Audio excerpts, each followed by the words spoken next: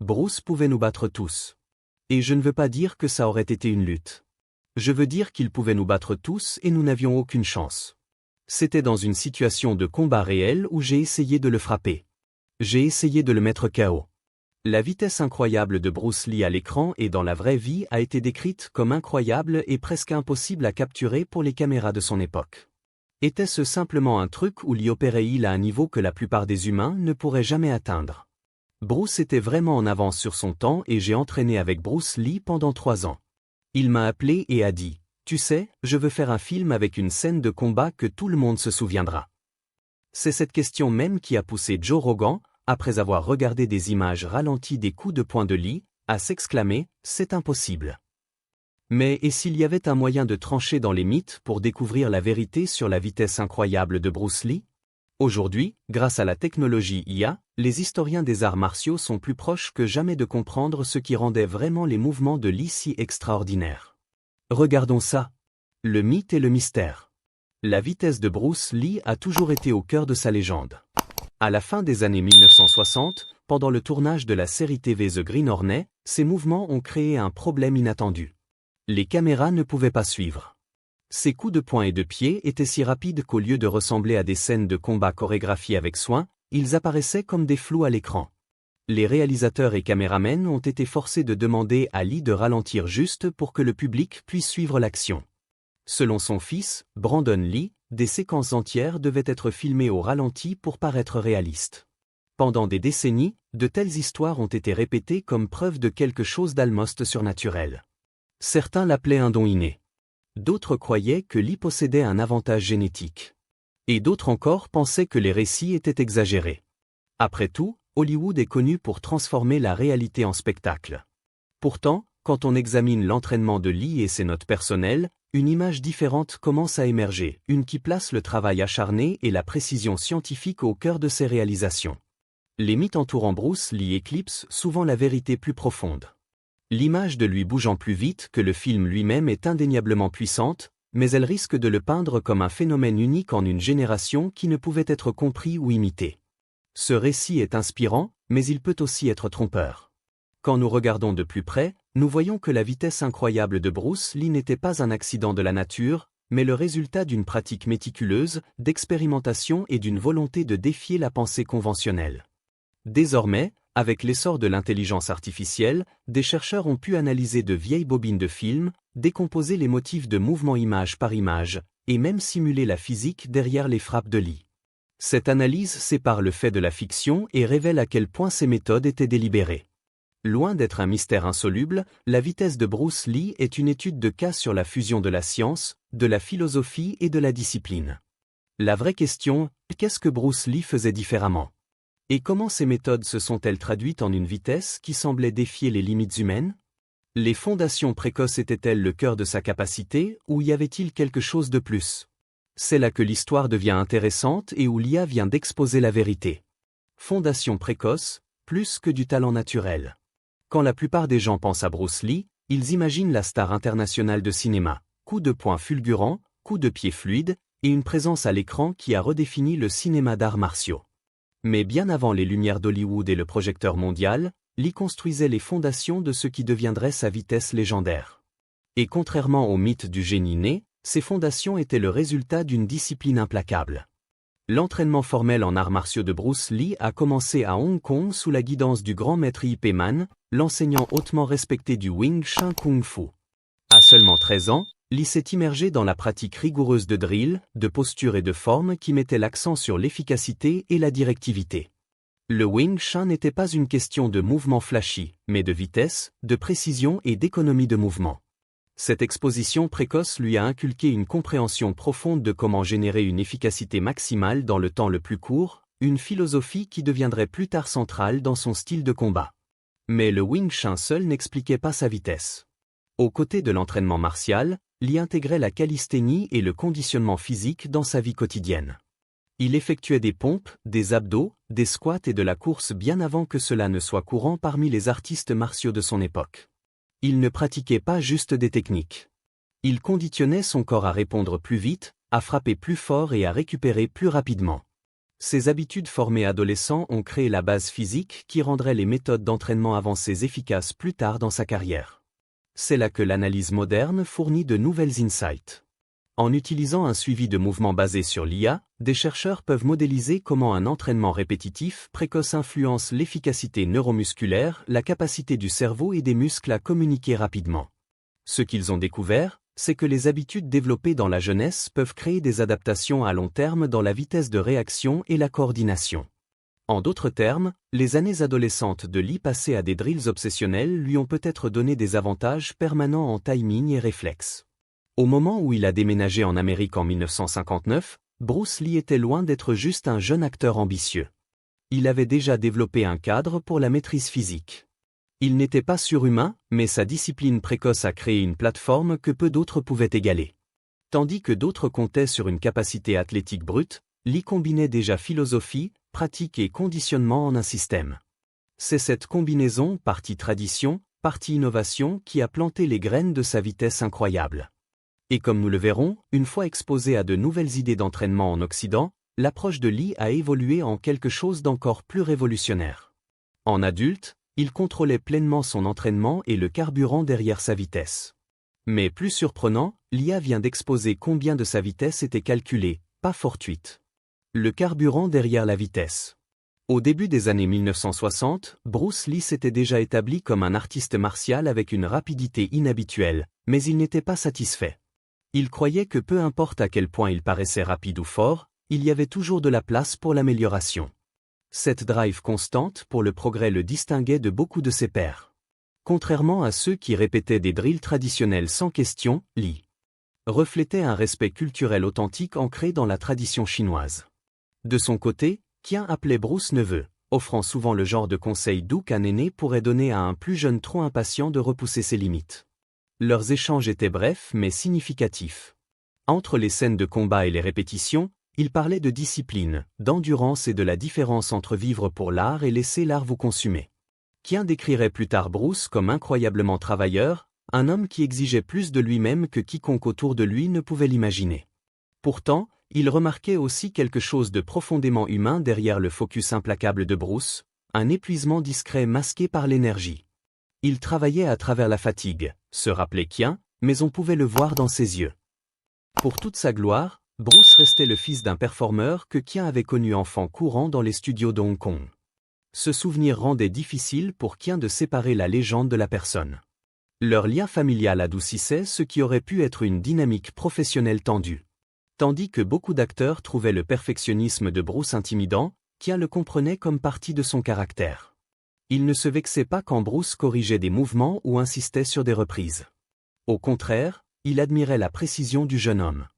Il voulait la vérité dans le mouvement, disait Qian une fois, pas juste du jeu. Ce même respect mutuel se traduisait dans leur chorégraphie de combat. Bien que scriptée, leur bataille à la fin d'Opération Dragon portait un poids symbolique bien au-delà du film. C'était la jeunesse contre l'expérience, la vélocité contre la patience. Bruce bougeait avec l'agressivité de la philosophie martiale moderne. Qian contre-attaquait avec le calme d'une génération plus ancienne. C'était une danse entre deux philosophies de combat, l'une ascendante, l'autre endurante. Des années plus tard, quand Qian repensait à leur temps ensemble, ces mots portaient plus que de la nostalgie. Il laissait entendre des moments où Bruce se confiait à lui sur la fatigue et le but. Des conversations que Qian garderait privées pendant des décennies. Ce qu'il révélerait finalement près de la fin de sa vie a commencé dans ces échanges discrets quand oncle et neveu parlaient non comme rivaux, mais comme famille. Avertissement subtil, signe que Bruce ignorait. Tandis que le tournage continuait, Qian commençait à remarquer des signes qui l'inquiétaient. Les longues journées sur le plateau ne fatiguaient pas seulement Bruce Lee. Elles semblaient le drainer d'une manière que Qian n'avait jamais vue auparavant. Les mouvements du plus jeune restaient nets et explosifs. Mais il y avait des moments fugaces où la lumière dans ses yeux s'éteignait et sa respiration ralentissait. Entre les prises, Bruce s'effondrait dans des étirements contre un mur ou répétait discrètement une séquence seule, comme s'il ne pouvait permettre à son corps un seul instant d'immobilité. Qian, qui avait vu des décennies de performeurs d'arts martiaux se pousser pour le cinéma, comprenait les risques d'une exertion constante. Il avait vécu des blessures, l'épuisement et le rythme incessant des horaires de studio. Pourtant, ce qu'il voyait chez Bruce allait au-delà des exigences normales de production. C'était comme si Bruce craignait ce qui arriverait s'il s'arrêtait jamais de bouger. Il vivait comme si le repos le trahirait, observait Qian plus tard. Il y avait des moments subtils où Qian essayait d'intervenir, bien que jamais directement. Il faisait des remarques discrètes pendant les pauses déjeuner ou en attendant les réglages d'éclairage. Le corps se souvient de chaque heure que tu ne lui accordes pas de repos, lui a-t-il dit une fois, plus comme une observation d'aîné qu'un avertissement. Bruce souriait seulement, balayant cela d'un revers. Pour lui, la fatigue physique était une forme de progrès, un signe qu'il était allé assez loin pour atteindre son seuil. En fin d'après-midi chaque jour, l'épuisement de Bruce devenait de plus en plus visible. Il se retirait dans la salle de maquillage entre les setups, épaules lourdes, sueur trempant son costume. Qian le croisait souvent là, Bruce, silencieux, tête baissée, perdu dans ses pensées. Pas de plainte, pas de signe de faiblesse, juste une intensité discrète qui troublait l'homme plus âgé. Quelque chose là-dedans semblait différent, comme si Bruce savait que son rythme était insoutenable, mais refusait de ralentir. Qian n'insistait pas plus. Il respectait la vie privée et le focus de Bruce, mais l'image de cette fatigue silencieuse restait avec lui longtemps après la fin de la production. Ce n'est que des années plus tard qu'il commencerait à comprendre ce que ces longs silences non dits dans la salle de maquillage pouvaient signifier. La discipline qui le consumait. Pour Chiche Qian, l'énergie de Bruce lui semblait inépuisable jusqu'au jour où elle a failli ne plus l'être. Pendant le tournage et la post-production d'Opération Dragon, Qian commençait à remarquer des changements subtils mais troublants dans la santé de Bruce. Ce qui apparaissait autrefois comme une vitalité inarrêtable était maintenant ombragé par la fatigue. Le corps du plus jeune, affûté à la perfection par des années de discipline punitive, commençait à montrer des signes de tension que même Bruce refusait d'admettre. Ce proche de la production se rappelait comment Bruce s'entraînait de manière obsessionnelle, répétant des mouvements entre les prises, effectuant ses propres cascades et poussant à la perfection dans chaque plan. Mais à ce stade de sa carrière, Bruce n'opérait plus sur des réserves d'énergie. Il les empruntait. Qian, avec des décennies d'expérience derrière lui, comprenait que ce genre de surmenage ne pouvait pas continuer éternellement. Il avait vu des acteurs s'effondrer sous bien moins de pression. Pourtant, Bruce continuait de bouger comme s'il essayait encore de prouver qu'aucune limitation humaine ne pouvait le retenir. Puis est venu le moment qui a confirmé les craintes de Qian. Pendant les sessions de doublage pour Opération Dragon, Bruce s'est effondré. Le studio était étouffant. La climatisation avait été éteinte pour éviter le bruit de fond et Bruce, déjà déshydraté, s'est évanoui en pleine session. Quand il a commencé à convulser, la panique a envahi la pièce. Il a été transporté d'urgence à l'hôpital où les médecins ont diagnostiqué un édème cérébral, gonflement du cerveau causé par un coup de chaleur. C'était un appel proche qui a failli lui coûter la vie. Dans les suites, les médecins étaient stupéfaits de son état. Physiquement, Bruce semblait aussi en forme qu'un jeune de 18 ans, pourtant son corps avait atteint un point de rupture. Qian a appris plus tard un détail qui expliquait l'incident. Bruce avait subi une chirurgie pour retirer ses glandes sudoripares sous les aisselles, une décision censée améliorer son apparence à l'écran, mais qui compromettait gravement sa capacité à réguler la température corporelle. Combiné à son entraînement implacable et au stress, c'était un mélange dangereux.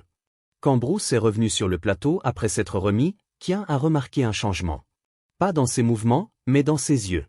Il y avait une quiétude derrière eux, un éclair de conscience que quelque chose avait bougé. Qian ne l'a pas pressé, mais il a offert un simple. Traitait son entraînement comme une expérience vivante. Chaque exercice était une chance de tester, mesurer et améliorer. Pendant cette période, Lee est devenu fasciné par les approches occidentales du fitness. Il lisait des magazines de bodybuilding, étudiait des programmes d'entraînement de force, et recherchait des façons de gagner une vitesse fonctionnelle sans construire de masse inutile. La plupart des artistes martiaux de son époque rejetaient totalement l'entraînement avec poids, craignant que cela ne les rende lents ou musclés de manière rigide. Lee a rejeté cette pensée. Au lieu de cela, il cherchait des méthodes qui pouvaient augmenter la puissance explosive tout en maintenant l'agilité. C'est dans ses explorations qu'il a découvert l'entraînement isométrique, une méthode impliquant des contractions musculaires statiques plutôt que des mouvements répétitifs.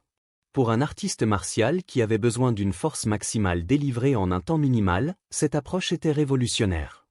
En appliquant une force contre un objet immobile, Lee pouvait conditionner ses muscles à générer une force instantanée à des points spécifiques de mouvement. Cette capacité, quand traduite en coups de poing et de pied, signifiait qu'il pouvait délivrer une vitesse incroyable sans sacrifier le contrôle. Cette découverte a marqué un tournant dans la philosophie d'entraînement de Lee. La vitesse, réalisait-il, n'était pas purement une question de bouger rapidement. C'était générer de la force dans la plus courte fenêtre possible.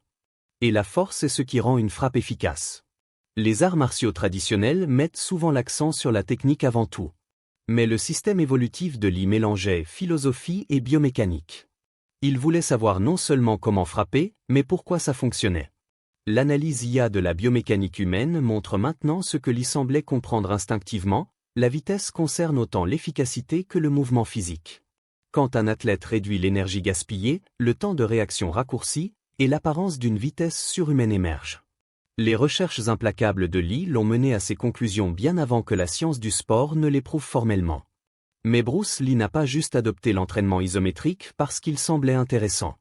Il en a fait partie de son régime quotidien.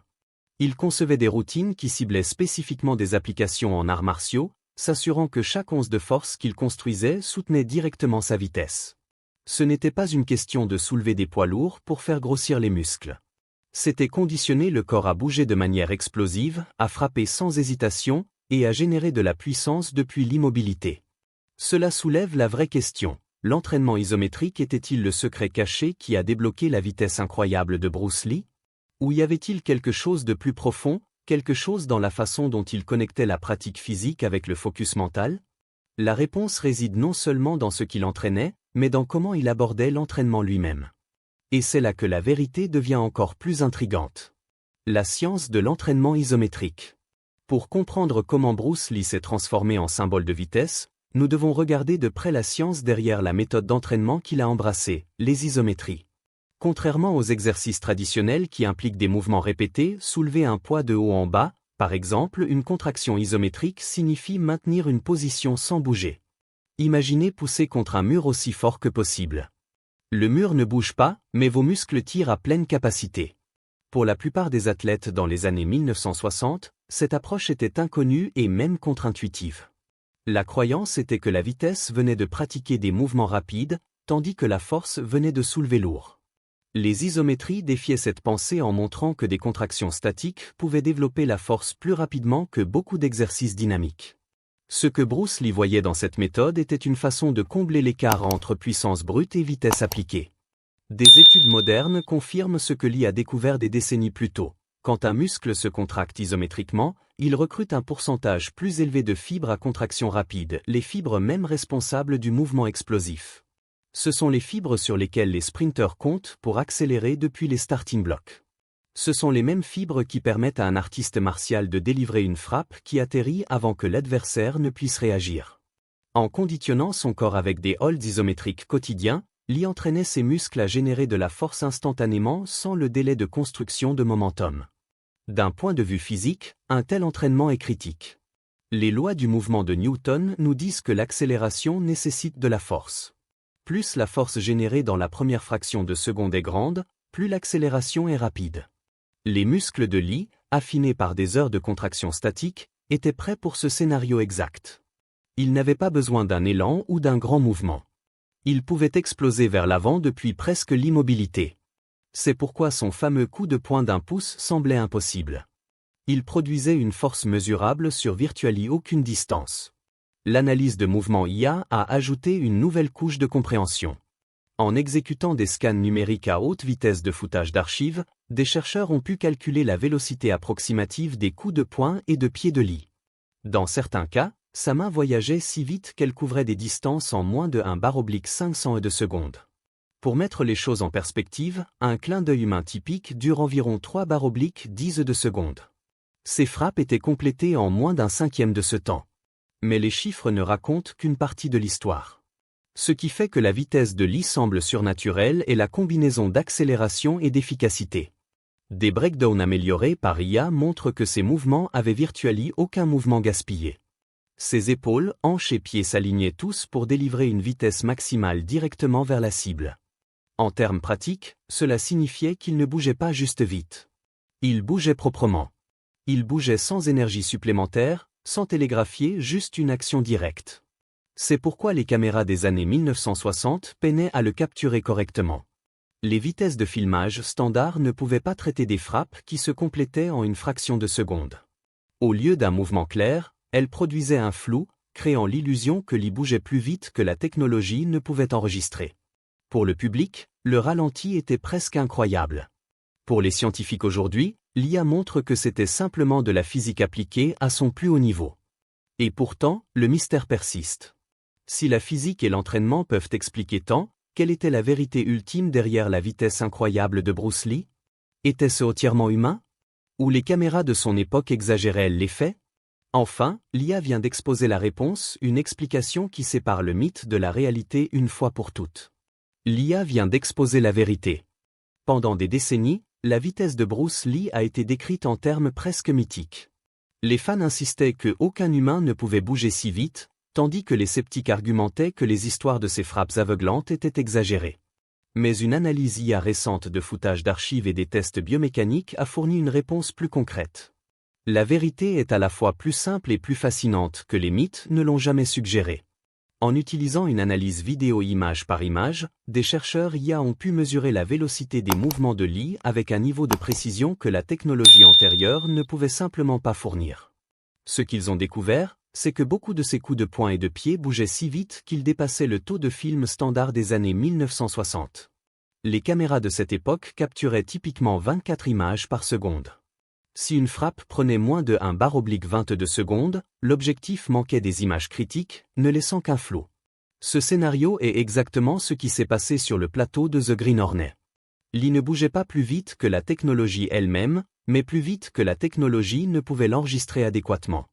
D'un point de vue de performance humaine, sa vitesse était encore extraordinaire. Des estimations IA suggèrent que les frappes de Lee approchaient des vitesses allant jusqu'à 6 coups de poing par seconde. Cela se traduit en un mouvement si rapide que même un combattant entraîné peinerait à réagir à temps. Ce n'était pas un don surnaturel, mais c'était rare. Son conditionnement, ses méthodes d'entraînement et son absence complète de mouvements gaspillés lui donnaient un avantage mesurable sur ses pairs. Ce que l'IA a aussi révélé, c'est que la perception jouait un rôle énorme dans la légende. À l'œil nu, des mouvements qui se produisent en moins de 1/10 de seconde semblent instantanés. Le public regardant ces films ne voyait pas juste des frappes fulgurantes. Il voyait ses propres limites sensorielles dépassées. Le résultat était une croyance répandue que Bruce Lee défiait les capacités humaines. En réalité, il travaillait juste à la frontière de ce que les humains peuvent accomplir, magnifié par les limitations de la technologie qu'il enregistrait. Cela ne diminue pas l'exploit.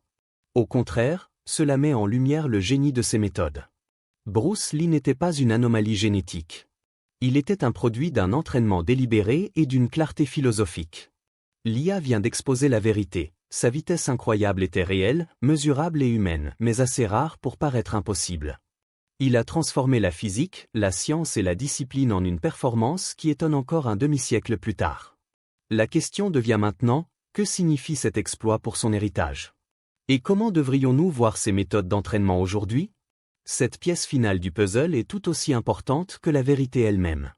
L'héritage de l'entraînement de Bruce Lee. L'héritage de Bruce Lee s'étend bien au-delà de ses films. Son approche de la vitesse, de la force et de la philosophie a remodelé la façon dont les artistes martiaux et les athlètes s'entraînent jusqu'à ce jour. Tandis que beaucoup admiraient son charisme à l'écran, c'était sa discipline en coulisses qui faisait la différence. En mélangeant les arts martiaux traditionnels avec des principes d'entraînement scientifiques, Lee a posé un blueprint pour l'athlétisme fonctionnel que la science du sport moderne continue de valider. L'analyse IA de ses mouvements montre que sa vitesse n'était pas un don mystique, mais le résultat de méthodes ciblées avec soin qui peuvent encore être appliquées aujourd'hui. L'entraînement isométrique, le conditionnement explosif et l'élimination du mouvement gaspillé sont maintenant des piliers dans les programmes de force et de performance à travers les disciplines, des sports de combat à l'athlétisme. L'accent de Lee sur l'efficacité plutôt que la tradition l'a placé des décennies en avance sur ses pairs. Même en philosophie, son impact reste. Le principe d'absorber ce qui est utile tout en rejetant le superflu résonne dans des domaines bien au-delà des arts martiaux. C'est le même état d'esprit qui drive l'innovation en sciences du sport, technologie et recherche IA aujourd'hui. En refusant d'être lié par la convention, Lee a prouvé que le progrès vient de questionner les hypothèses et d'affiner ce qui fonctionne. La vitesse incroyable de Bruce Lee était réelle. Mais la vérité plus profonde révélée par l'IA est qu'elle était gagnée, pas donnée. Son histoire concerne moins un talent unique en une vie et plus comment la discipline, l'expérimentation et la philosophie peuvent produire des résultats qui paraissent impossibles. Pensez-vous que les méthodes de Bruce Lee pourraient encore donner un avantage aux athlètes d'aujourd'hui, ou la science moderne a-t-elle déjà surpassé les secrets qu'il a découverts? Faites-nous savoir vos pensées dans les commentaires. Merci d'avoir regardé. À la prochaine.